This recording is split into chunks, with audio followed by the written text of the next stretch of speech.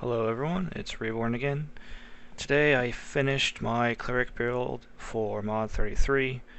I have all the celestial gear I want. I have all the companion gear I want.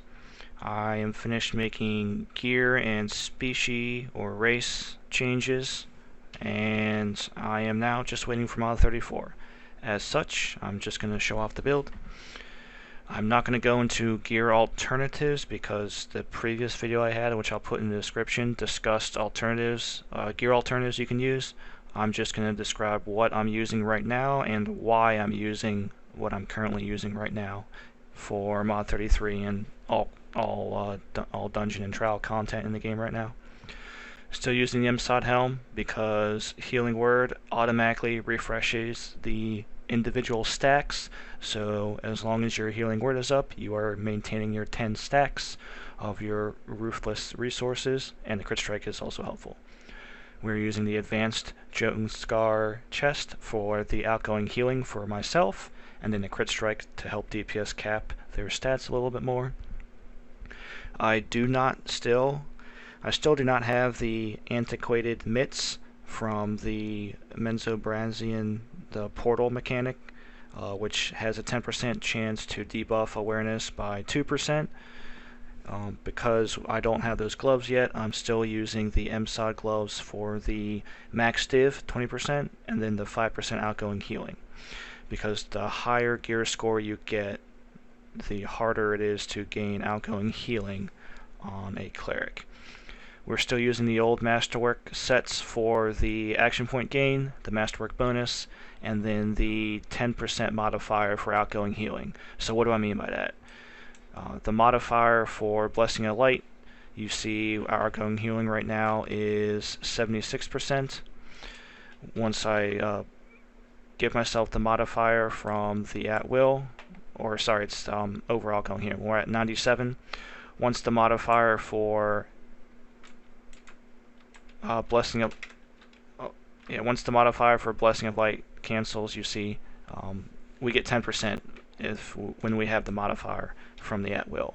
Now that at will, that extra 10% overall outgoing healing that you get only applies to the first heal from your Masterwork weapons, but it can still come in clutch if you need if you're dealing with a lot of heal pressure or whatnot.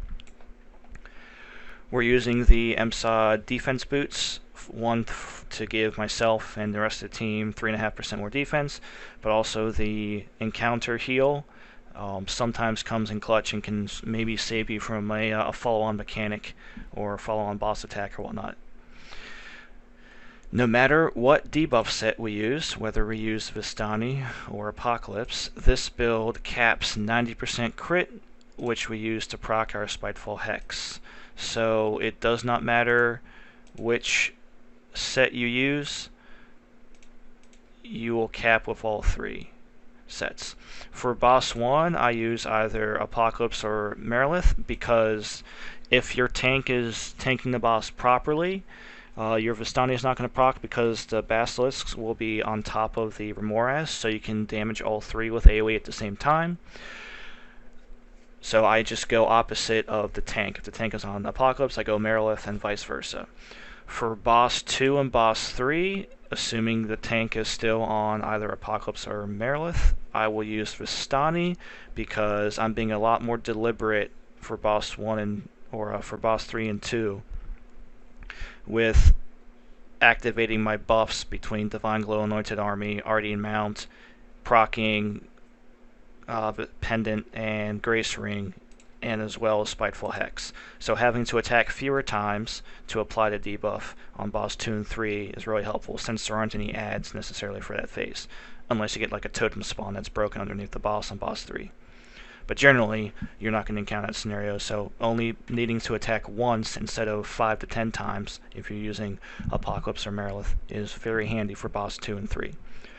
We are still using our Celestial Ring for the 21% stats, not including the Forte. We always use Grace Ring, and the Celestial shirt and pant combo I'm using is not a complete set. So the minus defense does hurt, but we take this shirt for the 11% crit strike, and then we take these trousers for the 10.5% stats, the 7% crit strike, and then the power is just a bonus on top. Even if this pair of pants did not have the power, I would still take it for the crit strike bonus. For our enchantments, we have as many garnets as we can in defense. We have our Amylite and our Jade because we need it for our Celestial Ring bonus. And then we have garnets, and then I have a Fire Agate just to help get myself some extra power and crit severity. And then as well as the crit strike helps cap me out. In dungeon content, we are always using Zealoth. The tank, 9 times out of 10, will be on either Mythallar or Heart of the Volcano. And then the DPS will be on a combination of Crystal, Demogorgon, and if you're being efficient, you'll have a Sensor or DB Blades. Sometimes the ranged DPS just prefer like Marco or Beacon or something. But your healer is always going to be on Zealoth because of the 15% damage modifier. For your overloads, we're always using Giant Ward for boss 2 and 3, as well as for the split phases, and you can either use a Piercing or Corrupt overload to help you gain AP, or you can swap to a Demonic Empowerment. For boss 1, you don't need the Giant Ward, so you can go Corrupt or Purified enchantment, or if you want more outgoing healing, use a White Dragon Glyph for the 10% modifier. Just remember this is going to have a 33% uptime because it's every 20 seconds.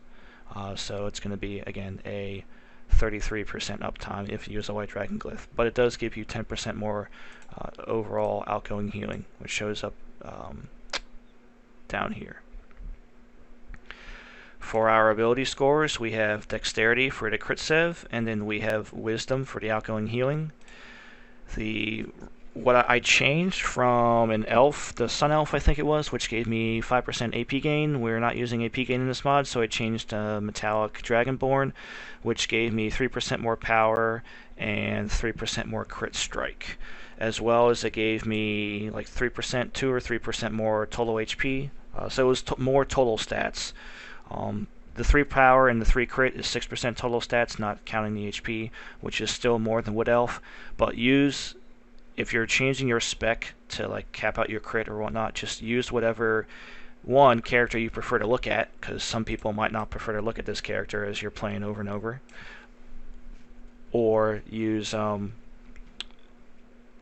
species bonus if you have the reroll tokens or the Zen for it, just to change to what you need for your build, because your gear might be slightly different.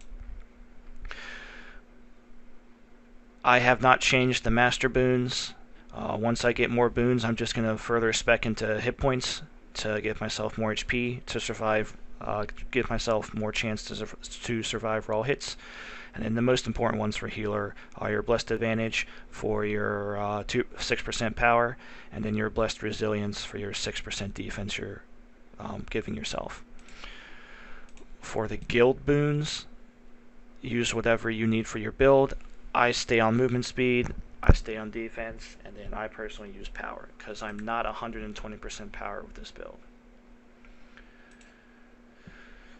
For powers, feats, and class features, I'm still using Expanded Faith for increased divinity, and then I personally still use Desperate Prayers, so that way, because I'm not using the Div regen boots, which are these from MTDS, if the group I'm pugging with is experiencing more pressure, I want my heals to be more potent as my divinity decreases, because I have less divinity regen than what I was using with my last build. We always have Bastion of Health, we always have Divine Glow, and then we always have Healing Word. These do not come off. We always use Scattering Light, because Scattering Light procs are all 3 of our debuff sets, and then we always have Blessing of Light, because even if you can't attack the boss, you can get your extra 10% total outgoing healing modifier by spamming this at will, as well as you can generate your action points by spamming this at will. So Blessing of Light and Scattering Light never come off. We are still using Repeated Blessings for the extended duration of Healing Word. We are still using Battle Prayer because I tab heal. You can tab heal your tank on boss 1 in Jotunskar while facing away, and your character will not you will not automatically turn and face. If you heal someone with with a bastion, as you see your character will turn to face your target, and if an eye attack of a basilisk happens at the same time, congratulations, you've just screwed yourself. But tab healing your target with your Mark of Divinity does not reposition your character. So you're safe from eyes when you're tab healing your tank. We take Towering Light because it gives us 10% more damage on our Scattering Light. Yes, the lower your Divinity, this effect decreases. But because we are not in content like GZM, we don't need mitigation to stay alive, and we're not using Exaltation, because Exaltation affects one person, whereas Divine Glow affects the entire party, except for tanks, because the developers have still made it bugged where it doesn't buff tanks.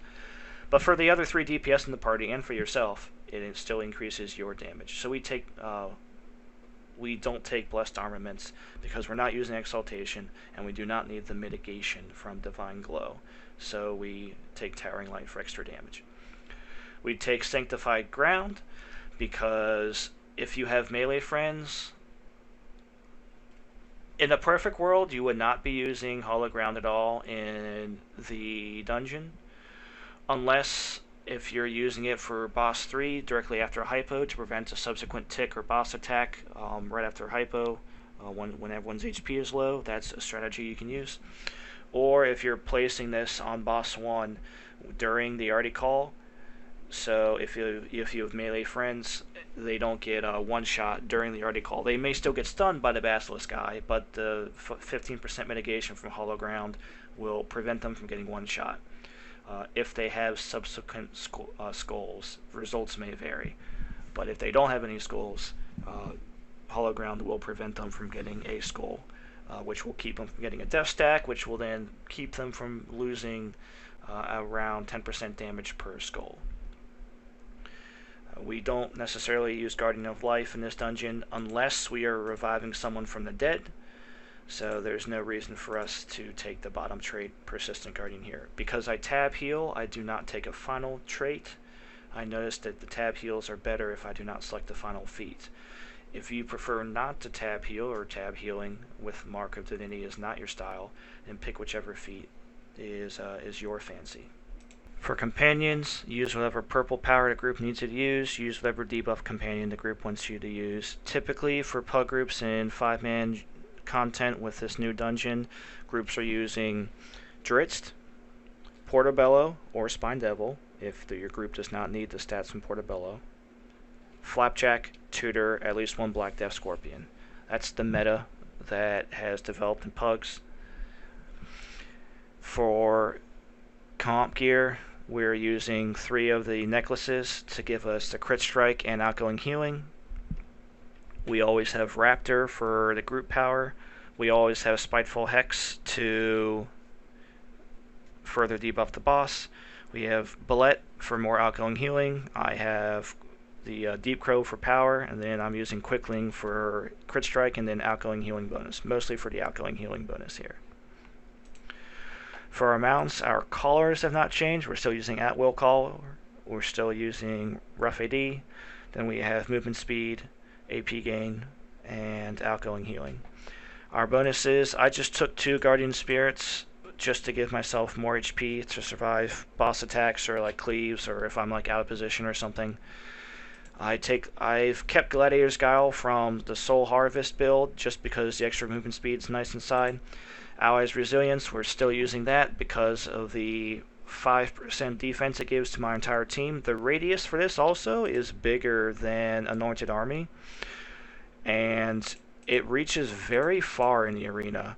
So it is not, you don't need to be as close as you need to be with your Divine Glow and then your boots. It's very forgiving. And then Divine Aegis helps us keep our 5% outgoing healing stacks up with Cautious Devotion. Consumables and stats. The consumables we use with this build are Wildstorm Elixir, Zurek, Flask of Potency, and Squash Soup. As you can see right now, I do not have any, I don't even have my Fortress box activated, so I don't have any consumables right now. So outside of the campfire, so I don't have any Master Boons proccing, our stats go from 80.8, you get 3% from Forger's Box, you get 6% from Blessed Advantage, you get 18% from Raptor, you get 3.5% from your pants here, you get 0.5% from the ratings from your Flask of Potency rank 3, and if your group is using Portobello, you have another 3.5%, so your power in combat goes to 112.3, and then just subtract, if your group is using Spine Devil, not Portobello, you're going to be at just under 109% power. Our critical strike, because you get 2% from the raw ratings of Wildstorm Elixir, you get 7% from your pants, and then you get 5% from Squash Soup. When you're using Merilith, you have 91% crit. If you use Apocalypse or Vistani, you go to 90% crit. So you're capping your crit. Your crit severity, 84.9, essentially, right? Essentially 85%. You gain 15% between Flask of Potency rank 3, Squash Soup, and your Wildstorm Elixir. So your critical severity goes all the way up to 100%. Our outgoing healing total, you get 4% from Zurich, you get 6% from your chest here, and then you get 8% from your ring when it's in combat, which again, the bonus here gets automatically refreshed from Healing Word. There is no downtime as long as your Healing Word is up. Both your boots are 100% uptime, and your ring bonus is 100% uptime. So our total outgoing healing goes to 94.2% in combat. Your defense will go up. You'll get 6% from Blessed Resilience, and then 3.5% from your boots. So when you have those procced, your defense will go up to 37.5%. Once you have Spiteful Hex procced, you get another 4.5%. So your 37.7 will go to 42.2% defense when you have everything procced. Again, the consistent part will be the 37.5, because there is some downtime for Spiteful Hex, but your boots and your Master Boon, because you are a healer, and as long as you keep Healing Word on you, you will have a extremely high uptime of your defense. The importance of the crit. So yes, it's important to proc Spiteful Hex, but the tank boots for your tank are also the reason why we want to cap crit as much as possible, because the rugged or the ghosted bonus of the tank boots, if your tank is using either the MSOD ghosted bonus, or they're using the bonus from the dragon hunts, your critical heals will also refresh to the duration of the tank's ghosted bonus, increasing their uptime, because their uptime for the ghosted bonus from their tank boots will be refreshed by both you and the boss hitting them. So that's another reason why we want our crit to be capped as much as possible, so we're helping out our tanks as much as possible. Briefly, I'm going to go over a little bit of gameplay just to back up a little bit of what I was talking about for why I do certain things, and then how positioning and what skills that I use can help contribute to the run. So here we're about to do an artifact call.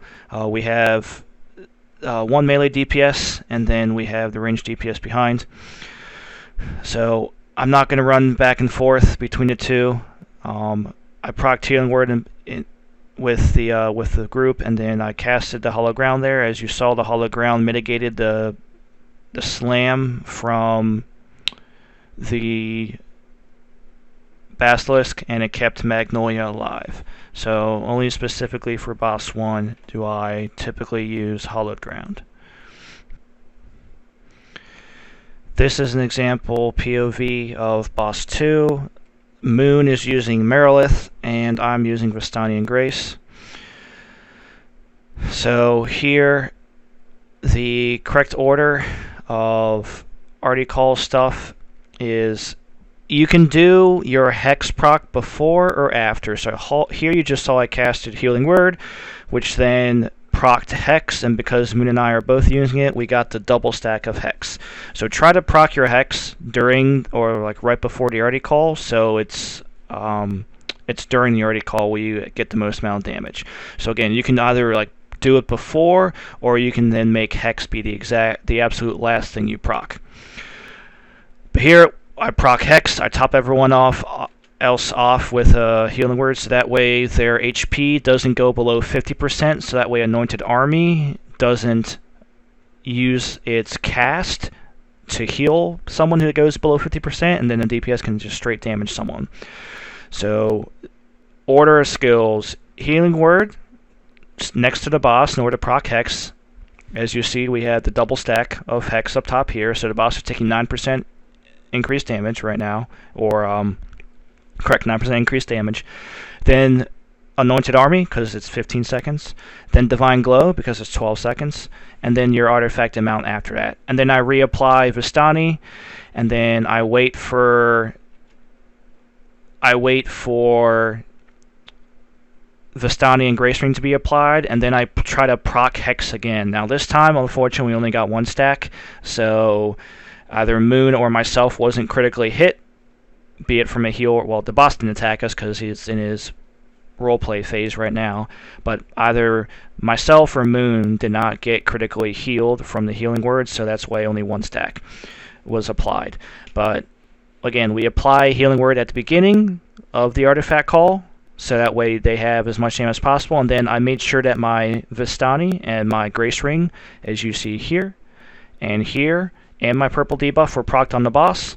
After I verified that was procced on the boss, then I casted healing word again to proc Hex again, so that way you have it for the duration of the Artie call. And then as always, you're going to have to stand close to the boss to proc Hex, but do your best to position yourself where you can fit both of the DPS. So like you see here, Ready here also has Anointed Army, the balls circling around him, so he was in range for the damage bonus. When dealing with the hypo on boss 3, make sure you do not directly stand on top of the other people inside the circle. Make sure you guys are spread out, and as you saw, because we did not stand on top of each other, we have 4 circles that are spread out. So you have 1 here, 2 here, 3, and then 4. If you stack on top of each other, the circles will be closer together, and then you can also possibly have yellows spawn on top of each other, and then because they count as one unique entity, a single player will occupy both circles, and then the game will not register 2 people standing, so you're gonna wipe if 2 yellows spawn on top of each other and there aren't any other yellows to take. So again, just make sure you stand inside the AoE, so you soak the damage, but do not stand directly on top of the other DPS or tank.